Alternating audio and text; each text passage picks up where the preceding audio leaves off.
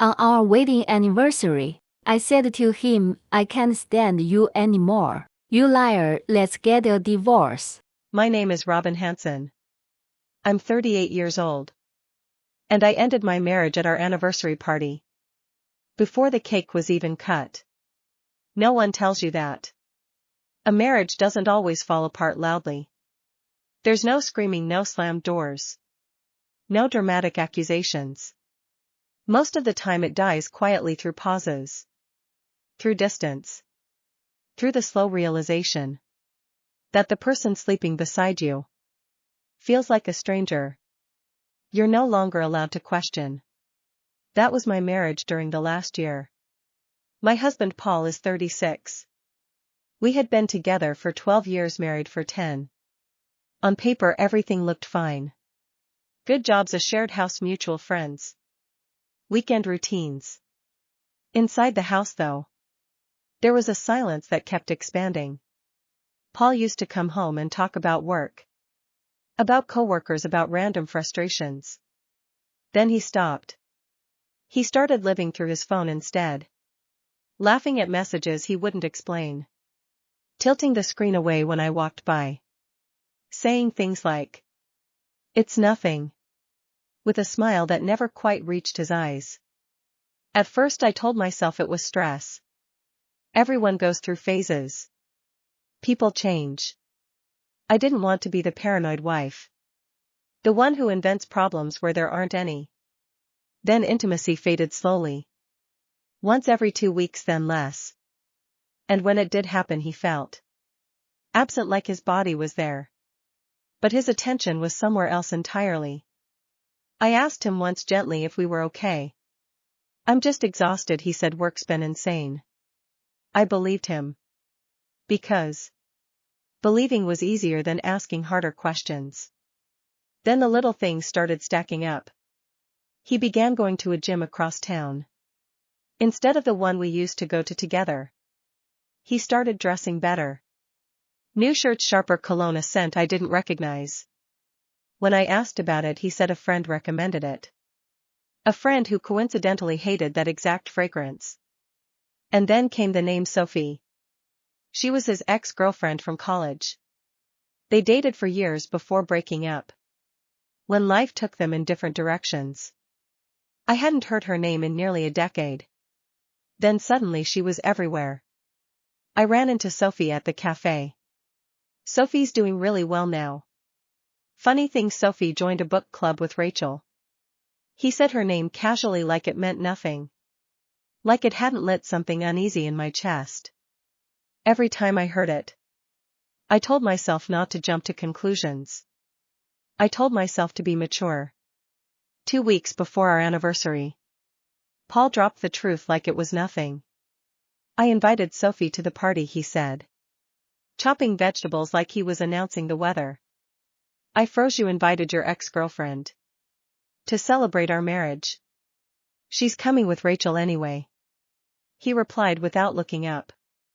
"I thought it'd be better if I told you better." That word stayed with me. Long after the conversation ended. I didn't argue, I didn't yell. I nodded. But in that moment something inside me shifted. Because I realized this wasn't about maturity. It was about desire. And I was no longer the woman he wanted to impress.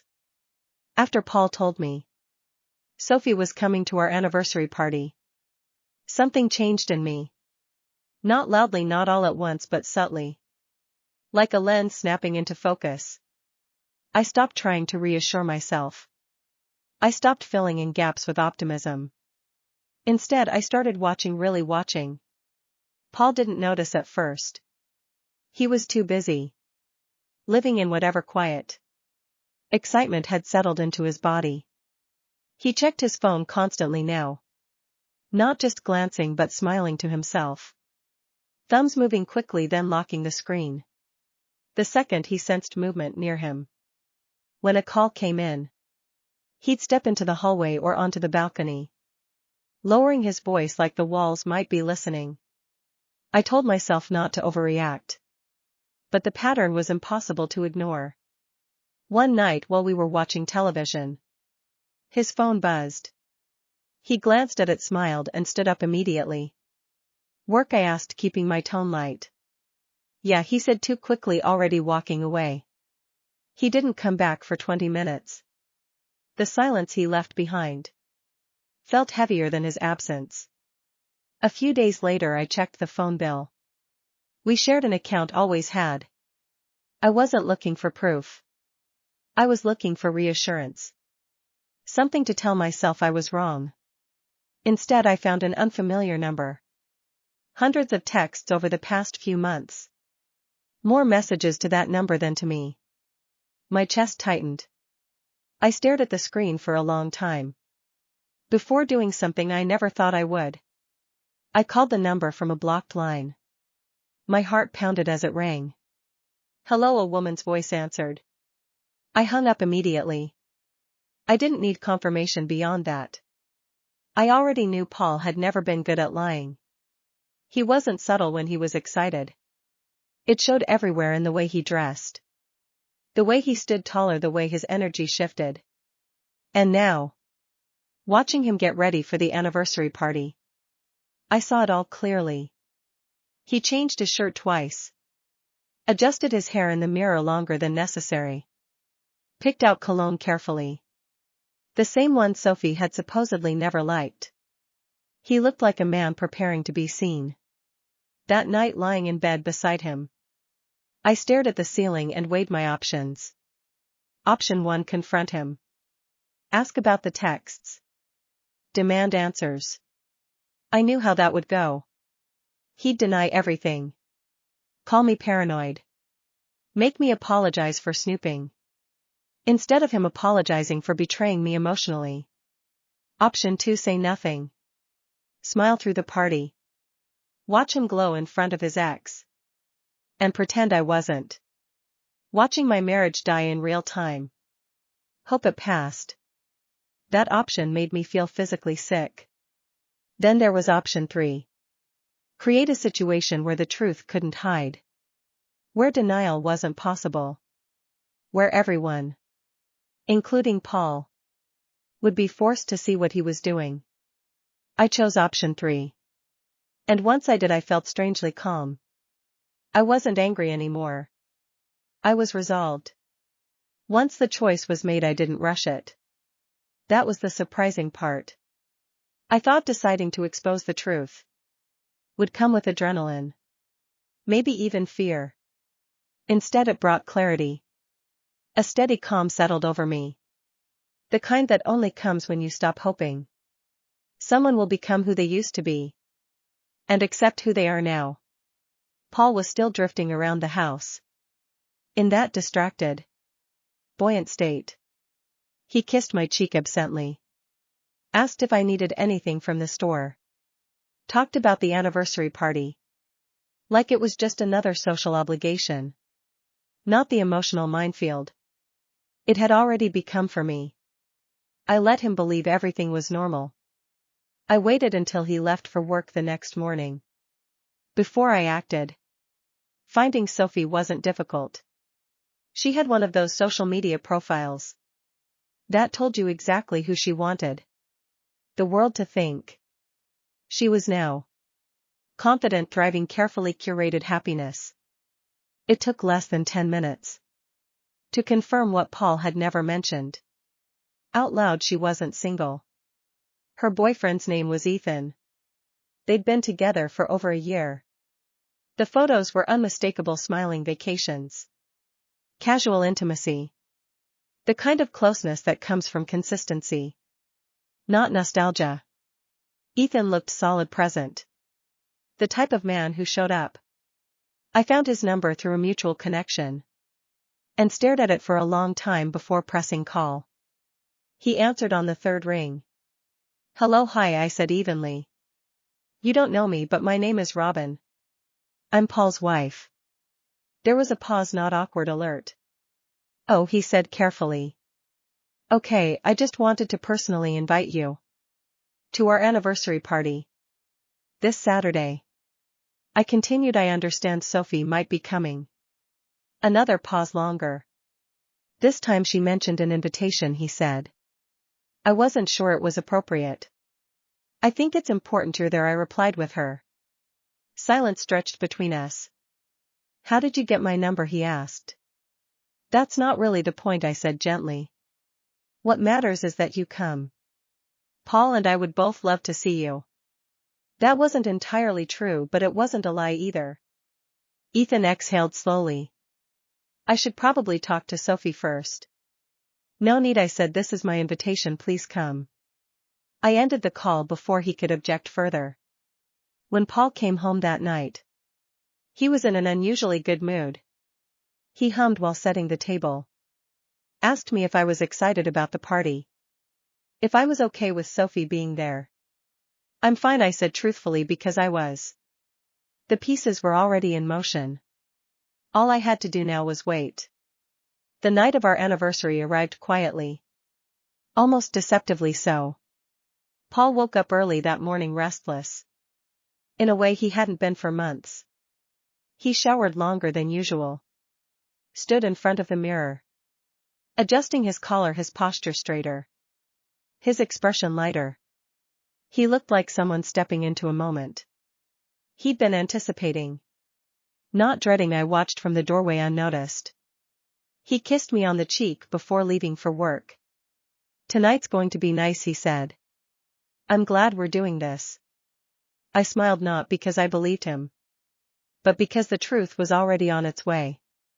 By the time guests began arriving that evening, the house felt unfamiliar. Candles, soft music. Laughter drifting in from the living room. People congratulating us. 10 years, they said, raising glasses. That's rare these days. Paul played the role perfectly. Charming, relaxed.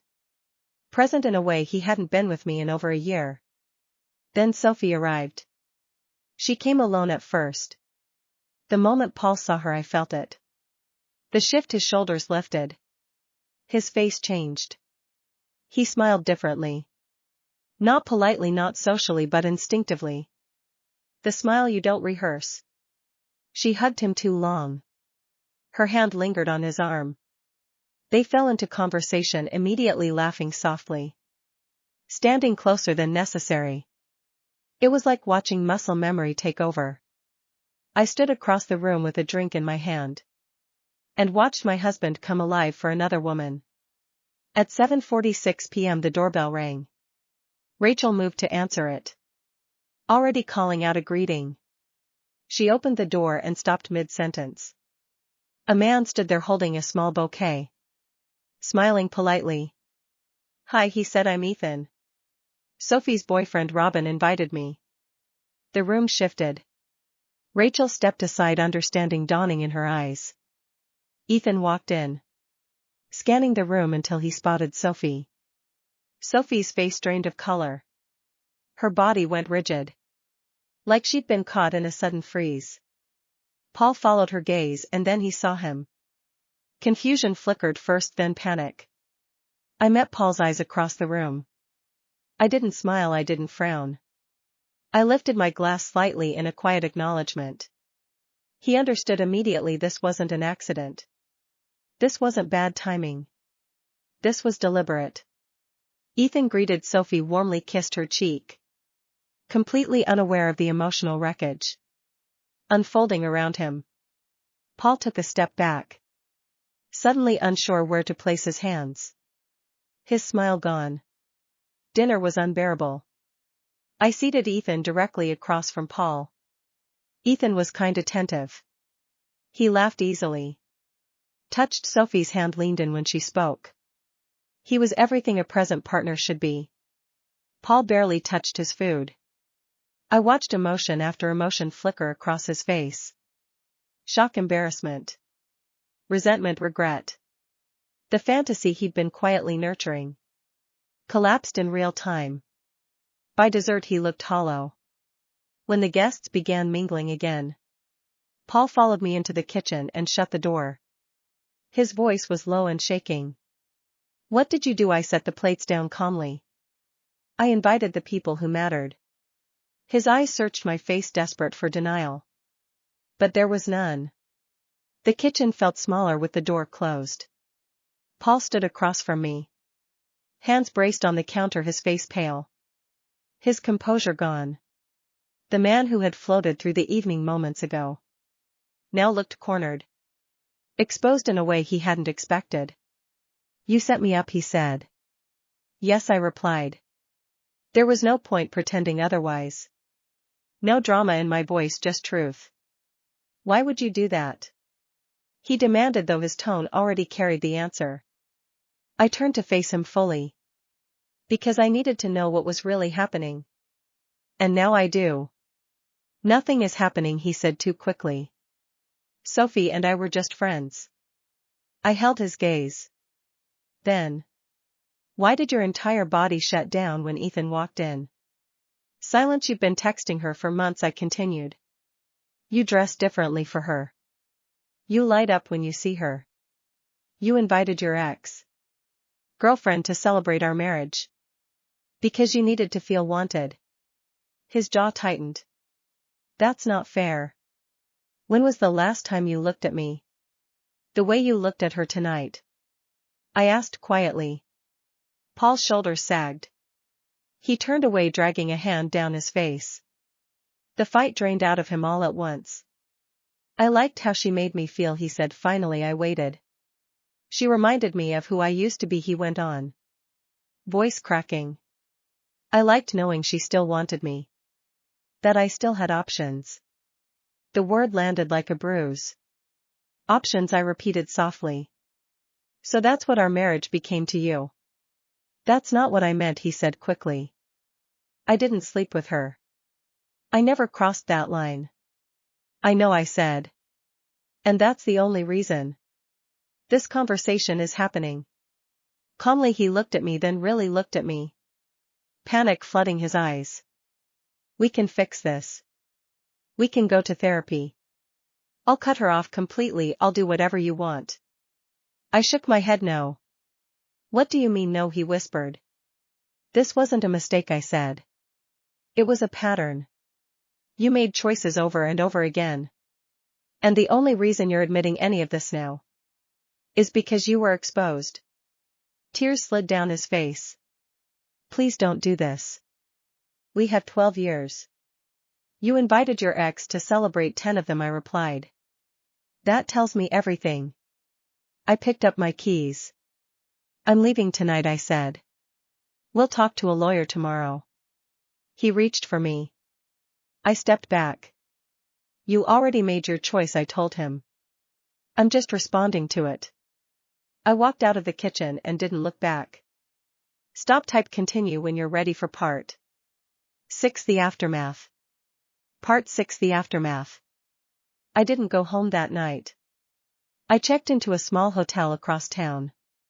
The kind with neutral walls and thick curtains that shut the world out. I slept better than I had in months. Not because I wasn't hurting, but because the tension was finally gone. There was no phone to check. No questions looping through my mind. No wondering who Paul was texting while lying next to me. The next morning, I returned to the house only after I knew he'd left. I packed a bag with the essentials: clothes, documents, things that were mine and only mine.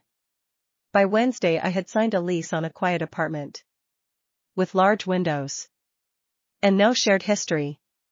Paul called constantly. "At first, we need to talk. You're throwing everything away." "This is insane," I answered once. 12 years together," I said calmly. "And you invited your ex to celebrate 10 of them.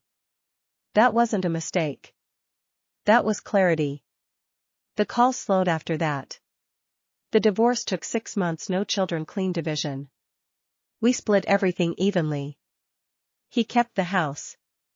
I kept my peace. I heard through mutual friends that Paul and Sophie started meeting for coffee again. That now that I was gone, the thing he'd been chasing felt suddenly heavier. Real, complicated. Not romantic anymore, just exposed. I didn't care. I started dating casually. Nothing serious, just laughter, lightness, conversations without suspicion. I slept through the night. I stopped waking up with that familiar knot in my chest.